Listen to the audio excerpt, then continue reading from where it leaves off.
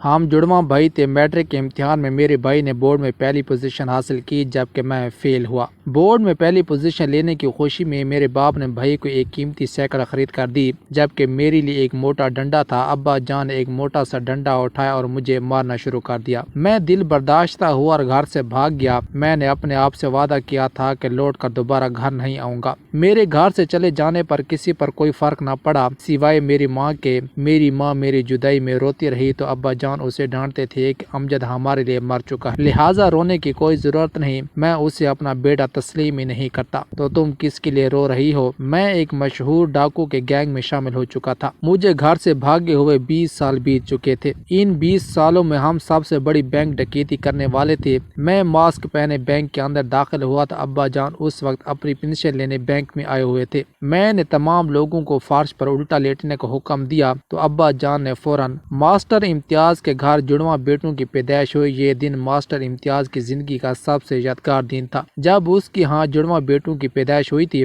Master امتیاز کوئی معمولی انسان نہیں تھے بلکہ اپنے پیشے سے بہت زیادہ مخلص تھے۔ ان کے بارے میں مشہور تھا کہ اس نے اپنی شادی کے دن بھی چھٹی نہیں کی تھی۔ وہ صبح سکول پڑھانے گئے تھے، پھر شارٹ لیو لے کر دلہن کو لینے آ گئے اور پھر واپس سکول چلے گئے۔ حالانکہ ماسٹر امتیاز کی دلہن اس بات پر کافی ناراض تھی اور کئی دن تک اس سے ناراض رہی اور بولی بھی نہیں تھی، لیکن پھر ماسٹر صاحب نے اسے منا لیا تھا۔ 7 سال تک اس کی کوئی اولاد نہیں تھی تو بیوی نے یوں ہی کہہ دیا کہ اگر آپ دوسری شادی کرنا چاہتے ہیں تو مجھے کوئی اعتراض نہیں۔ اس بات پر ماسٹر جی کو غصہ آ گیا۔ وہ اپنی بیوی سے بے حد محبت کرتے تھے اور دوسری شادی کے بارے میں کبھی بھی نہیں سوچا تھا۔ 8 سال بعد ماسٹر جی کے ہاں جڑواں بیٹوں کی پیدائش اس کی زندگی میں خوشی کے بہار لے کر آئی تھی۔ اس کی خوشی کا کوئی ٹھکانہ نہیں تھا۔ خوشی کے اس موقع پر اس نے اسکول کے تمام بچوں میں مٹھائی تقسیم کی۔ دونوں بیٹے ماسٹر جی کی آنکھوں کے تارے تھے۔ ایک کا نام ساجد اور دوسرے کا نام امجد تھا۔ ساجد پڑھائی میں بہت زیادہ اچھا تھا جبکہ امجد اتنا زیادہ لائق نہیں تھا۔ ماسٹر صاحب نے امجد پر خصوصی توجہ دی تاکہ وہ بھی اپنے بھائی کی طرح پڑھائی میں لائق ہو جائے،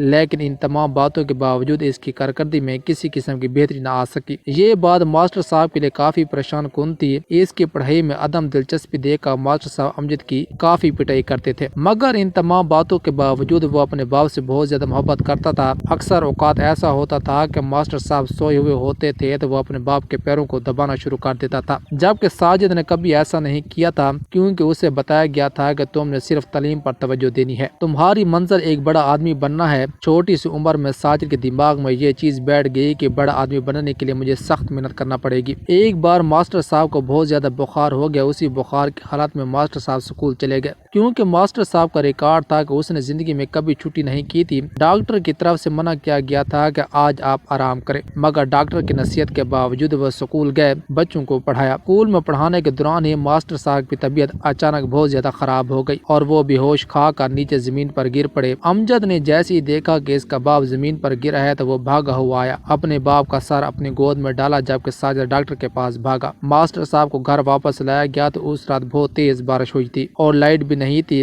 گرمی کافی زیادہ تھی۔ امجد نے ہاتھ کا پنکھا اٹھایا اور اپنے باپ کو پنکھے سے ہوا دینے لگا۔ آدھی رات تک وہ پسینے سے شرابور ہو چکا تھا لیکن اپنے باپ کو گرمی محسوس نہ ہونے دی تھی۔ جب اس کی ماں نے دیکھا تو حیران آئی، وہ کچھ بولنے ہی لگی تھی کہ امجد نے ماں کو چپ رہنے کا اشارہ کیا۔ یہ تھی اس کی اپنے باپ سے محبت، لیکن اس نے یہ محبت کبھی ظاہر نہ ہونے دی۔ گھر میں اس کی صرف ماں ہی تھی جو یہ حقیقت جانتی تھی کہ امجد اپنے باپ سے کتنی محبت کرتا ہے، لیکن اس نے اپنی ماں کو بھی منع کیا تھا کہ ابا کو کبھی اس بارے میں مت بتانا۔ ایک دن اسکول میں جھگڑا ہوا۔ جھگڑے کے دن ایک لڑکے نے امجد اور ساجد دونوں کو باپ کی گالی دی۔ امجد سے یہ برداشت نہ ہوا اور اس لڑکے کی پٹائی کر دی۔ اس کے بعد جب دونوں گھر آئے تو ساجد نے اپنے باپ سے امجد کی شکایت کی کہ بھائی نے آج ایک لڑکے کی پٹائی کی ہے، جس کی وجہ سے ماسٹر صاحب نے ہمیں اسکول سے نکال دیا اور کہا کہ کل اپنے والد کے ساتھ ہی آنا۔ اس بار بھی ماسٹر صاحب نے اپنے بیٹے کو خوب مارا جبکہ ساجد چپ چاپ اپنے بھائی کو مار کھاتے ہوئے دیکھ رہا تھا۔ وہ بار بار امجد کو مار رہے تھے اور ساتھ ساتھ اپنے بیوی سے گلہ بھی کر رہے تھے کہ جب دونوں پیدا ہوئے تھے تو اس کا گلا گھونٹ دیتی تو مجھے یہ دن نہ دیکھنا پڑتا۔ امجد کہنے لگا بابا وہ آپ کو گالی دے رہے تھے۔ اس پر ماسٹر صاحب کو کو مزید غصہ آیا اور اس کے منہ پر ایک تھپڑ مار کر کہا کہ میں نے تمہیں اسکول بدماش بننے کے لیے نہیں بھیجا تھا۔ اس نے اگر گالی دی تو اس نے خود اپنی زبان گندی کی، تجھے مارنے کی کیا ضرورت تھی؟ تمہارے ساتھ ساجد بھی تو کھڑا تھا، اس نے تو ایسی کوئی حرکت نہیں کی۔ دراصل بات یہ ہے کہ تجھ میں عقل ہی نہیں نہ ہی شعور ہے۔ اگر تم نے مجھے دوبارہ شکایت کا موقع دیا تو تمہیں آئندہ اسکول نہیں بھیجوں گا بلکہ مزدوری کرنے کے لیے کہیں بھیج دوں گا۔ تم اس لائق نہیں ہو کر تعلیم حاصل کر سکو۔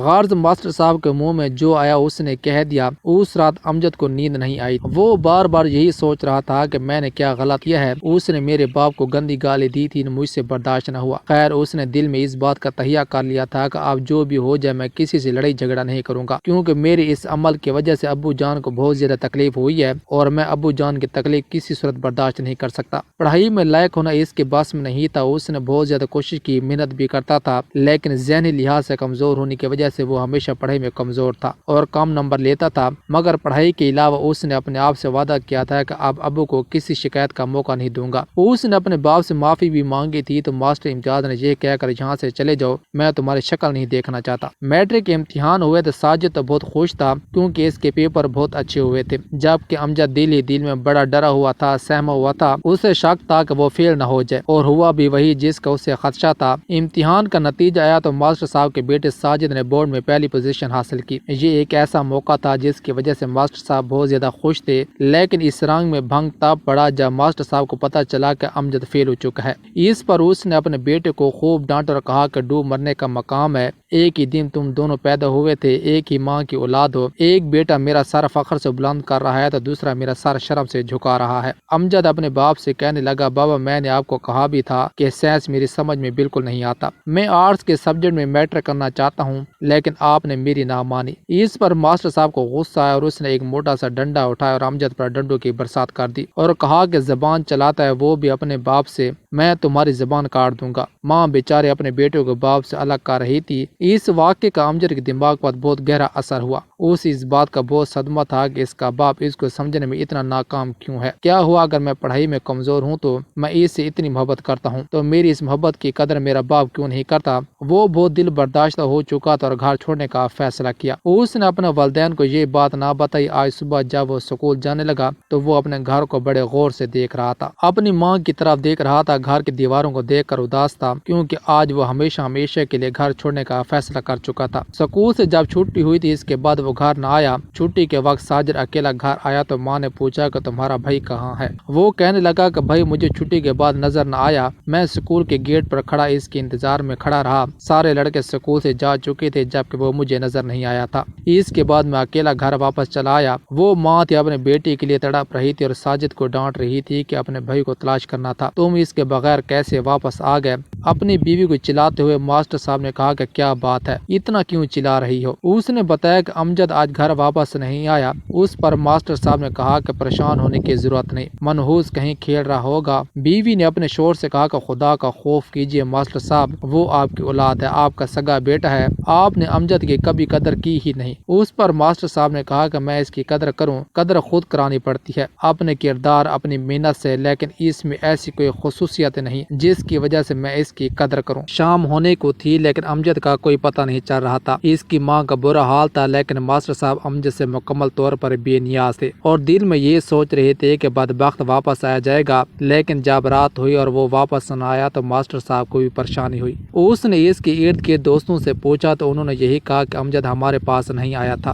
وہ اپنی سائیکل پر سوار ہو کر شہر کا چپا چپا گھوم رہا تھا۔ اپنے بیٹے سے زیادہ اسے اپنی بیوی کی فکر تھی کیونکہ وہ اپنی بیوی کو بیٹے کی پریشانی میں تڑپتا ہوا نہیں دیکھ سکتا تھا۔ آدھی رات کا وقت ہو چکا تھا، ابھی تک اس کی کوئی خبر نہیں تھی۔ وہ واپس گھر آیا تو بیوی بھاگ کر ماسٹر صاحب کے آگے آ گئی، کہا میرا بیٹا کہاں ہے؟ ماسٹر صاحب خاموش تھے۔ اس کی خاموشی کو دیکھتے ہوئے بیوی سمجھ گئی۔ وہ رو رو کر اپنے شوہر سے کہنے لگی کہ آپ سے کہتی تھی کہ میرے بیٹے پر اتنی سختی مت کریں، لیکن آپ کو میری کسی بات کی کوئی سمجھ نہیں آتی تھی۔ ماسٹر صاحب نے اپنی بیوی کو تسلی دی کہ پریشان مت ہو، وہ واپس آ جائے گا۔ یہ رات اس کی بیوی کے لیے بہت کٹھن تھی، یہ پہلی رات تھی جس رات اس کا بیٹا گھر میں موجود نہیں تھا۔ یہ بات اس سے برداشت نہیں ہو رہی تھی جبکہ ماسٹر صاحب کے ملے جلے تاثرات تھے۔ صبح ہوئی تو ماسٹر صاحب اپنی بیوی کی ضد پر پولیس اسٹیشن گئے اور اپنی بیٹے کی گمشدگی کا پرچہ درج کروایا۔ وہ جب بھی اسکول سے واپس آتا تھا تو اپنی بیوی کو روتا ہوا دیکھتا، جس پر ایک دفعہ ماسٹر صاحب نے اسے ڈانٹا بھی تھا اور کہا تھا کہ اتنا رونے کی کیا ضرورت ہے، رو تو ایسے رہی ہو جیسے تمہارا لائق اور ذہین ترین بیٹا گم ہو گیا ہو۔ اس پر بیوی نے ماسٹر صاحب سے کہا کہ آپ کا دل پتھر کا ہو چکا ہے یا پھر آپ ماں کی کیفیت کو نہیں سمجھ سکتے۔ جس کا بیٹا اس سے جدا ہو جائے، امجد وہ شہر چھوڑ چکا تھا، وہ چکوال جانے والے ایک مسافر بس پر بیٹھا اور ادھر آ کر کام دھندا تلاش کرنے لگا۔ کیونکہ اسے کوئی بھیک دینے والا بھی نہیں تھا،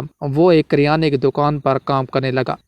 کریانے کے مالک نے اسے لاوارث سمجھتے ہوئے اپنی دکان پر رکھ لیا تھا، 2 وقت کا کھانا بھی دے دیتا اور اپنی غیر موجودگی میں وہ امجد سے یہی کہتا تھا کہ تم دکان کا خیال رکھنا، گاہک آ جائیں تو ان سے اچھے طریقے سے پیش آنا۔ دکان کا مالک جب نماز ادا کرنے کے لیے مسجد میں جاتا تھا تو پیچھے امجد اس کی دکان سنبھالتا تھا، گاہکوں سے اچھے طریقے سے پیش آتا تھا اور امارت میں کبھی خیانت نہ کی تھی۔ یہی وجہ تھی کہ دکان کا مالک اسے پسند کرتا تھا، کیونکہ اس نے اپنے مالک کو کبھی شکایت کا موقع بھی نہیں دیا تھا۔ دکان کا مالک کا بیٹا آوارہ اور نکما تھا، اس کا باپ اپنی بیٹی کی وجہ سے کافی پریشان تھا، وہ بھی پڑھائی چھوڑ چکا تھا اور دوستوں کے ساتھ آوارہ گھومتا رہتا تھا۔ دکاندار نے کوشش کی تھی کہ اس کا بیٹا دکان میں اس کا ہاتھ بٹائے، لیکن وہ یہ کام نہیں کرتا تھا۔ ایک دن دکاندار کا بیٹا امجد کے پاس اور کہنے لگا کہ تم میرا فلاں کام کر کے واپس آ جاؤ، اس وقت تک میں دکان کو سنبھالتا ہوں۔ امجد نے اس بات سے انکار کیا تو اس نے کہا کہ ابو سے تمہاری شکایت کروں گا۔ امجد رضامند ہو گیا، وہ جیسی دکان سے باہر گیا تو دکاندار کے بیٹے نے گلے کی صفائی کی، سارے پیسے گلے سے اٹھا کر چلتا بنا۔ امجد جب واپس آیا تو دکان میں کوئی موجود نہیں تھا اور گلہ بھی خالی تھا، وہ بہت پریشان ہوا۔ دکاندار جب مسجد نماز پڑھ کر واپس آ رہا تھا تو راستے میں اس کے بیٹے نے اپنے باپ کے کان بھرے اور کہا کہ آپ کو اس لڑکے پر بہت بھروسہ تھا، میں نے خود دیکھا ہے کہ یہ گلے سے پیسے اٹھا کر کسی کو دے رہا تھا۔ دکاندار کو اس بات کا یقین نہ آیا اور جب وہ دکان میں گیا تو خالی گلے کو دیکھ کر اسے غصہ آ گیا۔ اس نے امجد کو کان سے پکڑ اور کہا کہ بے غیرت انسان، تم نے میرے اعتماد کا اور میرے بھروسے کا فائدہ اٹھایا ہے، کس کو دیا ہے؟ امجد حقیقت بتانا چاہتا تھا۔ دکاندار نے امجد کی ایک نہ سنی اور مسلسل مارتا رہا۔ مجبور ہو کر امجد نے اپنے مالک سے کہا کہ اگر آپ مجھے یہاں سے جانے دیں تو میں وہ پیسے لے کر ابھی واپس آتا ہوں۔ دکاندار نے اپنے بیٹے کو بھی امجد کے ساتھ بھیجا تاکہ وہ پیسے لے کر بھاگ نہ جائے۔ بیچارہ امجد مار کھا کے وہاں سے سر جھکائے جا رہا تھا اور دل میں یہی سوچ رہا تھا کہ ایمانداری کرنے کا مجھے کوئی فائدہ نہ ہوا۔ پچھلے 7 ماہ سے میں اس شخص کی دکان کی رکھوالی کرتا ہوں، صرف 2 وقت کی روٹی کھاتا تھا، کبھی اس بات کی فرمائش نہ کی کہ میرا معاوضہ بڑھا دینا چاہیے۔ وہ مجھے مہینے کا 1000 روپیہ بھی دیتا تب بھی میں خاموشی سے لے لیتا، لیکن اس کے باوجود اس نے مجھ پر بھروسہ نہ کیا اور جانوروں کی طرح مجھے مارنا شروع کر دیا۔ راستے میں وہ دکاندار کے بیٹے سے یہی بار بار کہہ رہا تھا کہ تم نے میرے ساتھ ایسا کیوں کیا، بلکہ تم نے تو اپنے باپ کو بھی دھوکہ دیا۔ اس پر دکاندار کا بیٹا بار بار یہی کہہ رہا تھا کہ چپ کرو، تمہاری بات کا کوئی بھی یقین نہیں کرے گا، اور دیکھو میں نے اپنے باپ کی دکان سے پیسے چرائے، لیکن اس کے باوجود میرا باپ پھر بھی مجھ پر بھروسہ رکھتا ہے اور تمہاری کسی بات کا یقین نہیں کرتا۔ باتوں باتوں میں امجد اچانک جلدی سے بھاگنا شروع ہوا اور وہاں سے فرار ہو گیا۔ دکاندار کے بیٹے نے اسے پکڑنے کی بھی کوشش نہ کی اور واپس باپ کو بتایا کہ آپ کا نوکر فرار ہو چکا ہے۔ ایک شہر سے دوسرے شہر وہ اپنا ٹھکانہ بدلتا رہا، مگر اس کے باوجود وہ واپس گھر نہ آیا۔ کافی عرصے بعد ایک سیٹھ صاحب کے ہاں اس نے ڈرائیونگ شروع کر دی۔ سیٹھ صاحب اسے ماہانہ 15,000 روپے تنخواہ دیتے اور سیٹھ صاحب کو آفس گھر اور گھر سے آفس چھوڑتے۔ اس کے علاوہ کبھی کبھی لانگ ٹور پر بھی وہ اپنے سیٹھ صاحب کے ساتھ جاتے۔ وہ سیٹھ صاحب کی بیٹی کو کالج بھی چھوڑ کر آتے اور پھر واپسی پر پک بھی کرتے تھے۔ کالج سے واپسی پر اس کی بیٹی امجد سے کہتی کہ گاڑی ایک ہوٹل کی طرف لے جاؤ۔ امجد نے اس کی بیٹی سے کہا کہ سر کی طرف سے مجھے ہدایت ہے کہ آپ کو کالج سے واپس گھر ہی لے کر آنا ہے۔ اس پر وہ چلا کر بولی کہ میں نے ابا سے بات کی تھی، لہٰذا اگر تم نے میری بات نہ مانی تو پھر نوکری ہاتھ سے چلی جائے گی۔ امجد نے گاڑی ایک ہوٹل کے باہر کھڑی کر دی۔ وہ لڑکی گاڑی سے اتری اور ہوٹل کے اندر داخل ہوئی، واپس آئی تو اس کے ساتھ ایک لڑکا تھا۔ امجد کو پتہ چل گیا تھا کہ سیٹھ کی بیٹی کی اس لڑکے کے ساتھ دوستی ہے، مگر وہ خاموش رہا۔ وہ لڑکی بار بار اس لڑکے سے ملنے لگی۔ 3 بار جب ایسا ہوا تو امجد کے ضمیر نے اسے اس بات کی اجازت نہ دی کہ اس معاملے میں خاموش رہا جائے اور اس کے باپ کو بھی حقیقت نہ بتائی جائے تو یہ بات غلط ہے۔ اس نے سیٹھ کی بیٹی کو بھی بھی وارننگ دی کہ میں جان چکا ہوں کہ آپ کسی لڑکے سے ملتی ہیں اور میں یہ حقیقت سیٹھ صاحب کو ضرور بتاؤں گا۔ لڑکی خاموش رہی اور امجد کو کوئی جواب نہ دیا، لیکن دل ہی دل میں وہ ایک منصوبہ بنا چکی تھی۔ گاڑی جیسے ہی گیٹ کے اندر داخل ہوئی تو اس نے چیخنا چلانا شروع کر دیا اور بچاؤ بچاؤ کی آوازیں لگانے لگی۔ چوکیدار اور مالی بھاگے ہوئے آئے تو لڑکی نے کہا کہ اس نے مجھے مارا ہے۔ وہ جانتی تھی کہ یہ میرے باپ کو حقیقت ضرور بتائے گا۔ اس سے پہلے کہ یہ میرے باپ کو کچھ بتائے میں خود ہی اس کا کام تمام کر دیتی ہوں تاکہ ابا کو اس کی کسی بات کا یقین نہ آئے۔ چپڑاسی اور مالی نے امجد کو گاڑی سے نکالا اور مارنا شروع کر دیا۔ تھوڑی دیر بعد سیٹھ صاحب آئے تو اس نے دیکھا کہ امجد کو بری طرح وہ لوگ مار رہی ہیں اور ساتھ ہی اس کی بیٹی کھڑی تھی۔ مالی اور چپڑاسی نے سیٹھ کو بتایا کہ بی بی جی کو اس نے مارا تھا۔ سیٹھ کو بہت غصہ آیا اور اس نے امجد کو پولیس کے حوالے کیا۔ 1 سال تک وہ جیل میں رہا بغیر کسی وجہ کے اور وہ بار بار یہی سوچ رہا تھا کہ آج کل کے دور میں ایمانداری کا کوئی فائدہ نہیں اور ایماندار شخص کو دنیا ایسے ذلیل کرتی ہے۔ 1 سال جیل میں گزارنے کے بعد وہ جیل سے باہر آیا تو سیدھے ڈاکو کے ہاتھے چڑھ گیا۔ یہ ایک خطرناک ڈاکو تھا جس کی نظر ہر وقت جیل پر ہوتی تھی۔ وہ جیل سے آزاد ہونے والے نوجوانوں کو اپنے گینگ میں شامل کرتا تھا۔ اس معاملے میں پولیس والے بھی اس کے ساتھ ملے ہوتے تھے۔ سیدھا ڈاکو امجد کو اپنے ساتھ اپنے ڈیرے پر لایا اور اس سے کہا کہ اگر تم میرے ساتھ رہو گے تو عیش کرو گے۔ وہ بھی اب اس راستے پر چلنے کا فیصلہ کر چکا تھا کیونکہ ایمانداری کے راستے پر وہ 2 بار دھوکہ کھا چکا تھا۔ دونوں بار وہ بے قصور تھا لیکن اس کے باوجود اسے سزا دی گئی، لہٰذا اسے ایمانداری کی زندگی سے نفرت ہو چکی تھی۔ وہ سیدھا ڈاکو کے ساتھ کام کرنے پر مطمئن تھا اور کئی کارروائیوں میں اس نے سیدھے کا ساتھ دیا اور اس کے منصوبے کامیاب بنوائے۔ سیدھا اس حقیقت سے واقف تھا کہ امجد بڑے کام کا آدمی ہے، یہ ذہین ہونے کے ساتھ ساتھ نڈر بھی ہے اور یہ مجھے کافی آگے لے کر جا سکتا ہے، لہٰذا اس نے امجد پر خرچ کرنا شروع کر دیا اور اسے گاڑی لا کر دے دی۔ ایک بڑا سا بنگلہ بھی اس کو تحفے میں دیا۔ آج انہوں نے سیٹھ صاحب کے بنگلے پر ڈاکہ ڈالنے کا فیصلہ کیا تھا۔ امجد شروع میں اس بات سے مکمل طور پر ناواقف تھا کیونکہ وہ خفیہ طور پر بنگلے کے پیچھے والے راستے سے داخل ہوئے تھے گھر میں، اور امجد کو اس وقت پتہ چلا کہ یہ سیٹھ صاحب کا گھر ہے۔ تجوری خالی کرنے کے بعد اس کا ایک ساتھی سیٹھ کی بیٹی کی طرف بھاگا مگر امجد نے اس کا راستہ روک لیا اور کہا کہ لڑکی کو ہاتھ مت لگانا۔ اسی دوران دونوں کی لڑائی ہو گئی۔ لڑائی کے دوران ہی پولیس وہاں موقع پر پہنچ گئی، مجبوراً انہیں وہاں سے فرار ہونا پڑا۔ سیدھا ان دونوں پر بہت غصہ تھا اور یہی کہہ رہا تھا کہ تمہاری لڑائی کے چکر میں میرا بہت بڑا خزانہ ہمارے ہاتھ سے نکل چکا ہے۔ عامر سیدھا سے کہنے لگا کہ میں لڑکی کی جانب جا رہا تھا مگر اس امجد نے میرا راستہ روکا۔ امجد نے سیدھا سے یہی کہا کہ میں کسی صورت یہ برداشت نہیں کر سکتا کہ کسی لڑکی کو تکلیف دی جائے، لہٰذا میں نے عامر کا راستہ روکا۔ سیدھا اندر ہی اندر جل چکا تھا۔ اس کے دل میں آیا کہ ابھی امجد کو ختم کر دے، لیکن پھر یہی سوچا کہ یہ بندہ کام کا ہے، اس کو مارنے سے میرا کافی نقصان ہوگا۔ اس نے اپنے دونوں ساتھیوں کے درمیان صلح کروا دی اور ان سے عہد لیا کہ دوبارہ وہ کبھی جھگڑا نہیں کریں گے۔ 16 سال میں یہ سب سے بڑا منصوبہ تھا جس پر وہ عمل کرنے والے تھے۔ وہ ایک بینک کو لوٹنے والے تھے اور اس کو لوٹنے کا سارا منصوبہ بن چکا تھا۔ سیدھا سمیت تمام ساتھیوں نے چہرے پر ماسک پہنا اور اپنے منزل کی طرف روانہ ہو گئے۔ یہ صبح 9 بجے کا ٹائم تھا جب 3 گاڑیوں میں سوار ہو کر وہ بینک کے پاس ہے۔ سب سے پہلے انہوں نے گارڈ کو گولی ماری۔ 5 سے 6 افراد بینک کے باہر رہے، باقی بینک کے اندر داخل ہوئے۔ سیدھا نے حکم دیا کہ سارے کسٹمر اور بینک کا سارا عملہ نیچے فرش پر لیٹ جائے ورنہ میں گولی مار دوں گا۔ 16 سال بعد امجد کی نظر اپنے باپ کے چہرے پر پڑی۔ اس کی داڑھی سفید ہو چکی تھی اور کافی کمزور ہو چکا تھا۔ امجد کے چہرے پر ماسک تھا، لہٰذا باپ نے اپنے بیٹے کو نہ پہچانا۔ اس کا باپ اس دن پنشن لینے بینک آیا تھا اور اسے نہیں معلوم تھا کہ آج ہی بینک ڈکیتی میں اس کا بیٹا بھی اس کے ساتھ ہوگا۔ وہ کسی صورت یہ برداشت نہیں کر سکتا تھا کہ اس کا باپ اسے ایک ڈاکو کی شکل میں دیکھے۔ سارے لوگ فرش پر لیٹنے لگے جبکہ ماسٹر بوڑھا ہونے کی وجہ سے آہستہ آہستہ جھک رہا تھا۔ سیدھا آگے آیا اور ماسٹر صاحب کو دھکا دیا جس کی وجہ سے وہ زمین پر گرے۔ یہ بات امجد سے برداشت نہ ہوئی اور اس نے سیدھے پر ہی پستول تان لیا اور سیدھے سے کہا کہ اپنے تمام لڑکوں سے کہو کہ وہ رابری سے باز رہیں ورنہ میں تجھے گولی مار دوں گا۔ سیدھا حیران ہوا کہ آخر امجد کو ہو کیا گیا ہے۔ وہ امجد کے اس عمل پر حیران تھا۔ اس کے بعد امجد نے جیب سے موبائل نکالا، ایک نمبر پر کال کی اور دوبارہ موبائل جیب میں ڈالا۔ تھوڑی دیر بعد بینک میں پولیس آئی، باہر کھڑے ڈاکوں سے فائرنگ کا تبادلہ ہوا۔ 2 پولیس والے زخمی ہوئے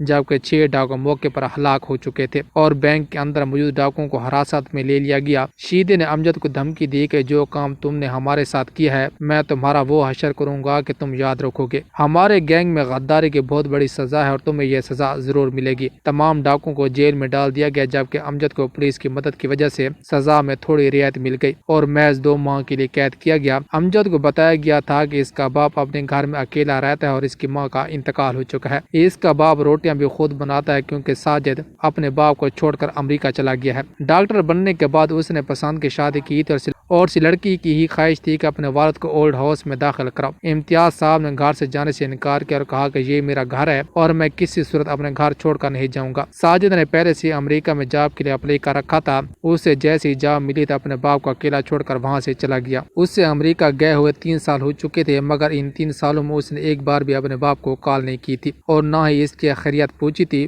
وہ باپ جو ساجد پر فخر کیا کرتا تھا، آج وہی اس کا بیٹا پڑھا لکھا ہونے کے باوجود نالائق نکلا۔ یہ سن کر ساجد کو بہت افسوس ہو، یہ سوچ رہا تھا کہ جیل سے آزاد ہونے کے بعد وہ اپنے باپ کے پاس جائے گا، مگر قسمت نے اسے موقع ہی نہ دیا۔ آزاد ہونے کے بعد وہ جیسے رکشے میں بیٹھ کر باپ کی طرف جانے لگا تو رکشے میں اسے گولی مار دی گئی۔ مارنے والوں نے امجد کی لاش کے ساتھ ایک خط بھی پھینکا تھا جس پر لکھا تھا کہ ہمارے گینگ میں غداری کی سزا صرف موت ہے۔ شیدے کا نیٹ ورک بہت وسیع تھا اور اس نے جیل میں ہوتے ہوئے بھی امجد کو قتل کروا دیا۔ ماسٹر صاحب نے جب اپنے مرے ہوئے بیٹے کے اخبار میں تصویر دیکھی تو اس کی لاش کو اپنے گھر لایا۔ اس کے بعد اپنے بیٹے کی تدفین کی۔ امجد کو مرے ہوئے 5 سال کا عرصہ ہو چکا تھا اور ان 5 سالوں میں ایک دن بھی ایسا نہیں جس دن ماسٹر امتیاز احمد اپنے بیٹی کی قبر پر نہ گئے ہوں۔ وہ روزانہ اپنے بیٹی کی قبر پر جا کر ان سے معافی مانگتے ہیں کیونکہ مرحوم بیوی نے اسے بتایا تھا کہ امجد آپ سے بے پناہ محبت کرتا تھا۔ رات کو اٹھ کر وہ آپ کے چہرے کی طرف دیکھتا تھا۔ افسوس کہ ماسٹر صاحب یہ ارمان لے کر دنیا سے رخصت ہو گئے۔ اوکے دوستوں، امید ہے آپ کو یہ ویڈیو اچھی لگی ہوگی۔ اگر اچھی لگی ہے چینل کو سبسکرائب کریں، بیل کا آئیکن لازمی دبائیں تاکہ ہر آنے والی ویڈیو کی نوٹیفیکیشن آپ تک پہنچ سکے۔ خدا حافظ۔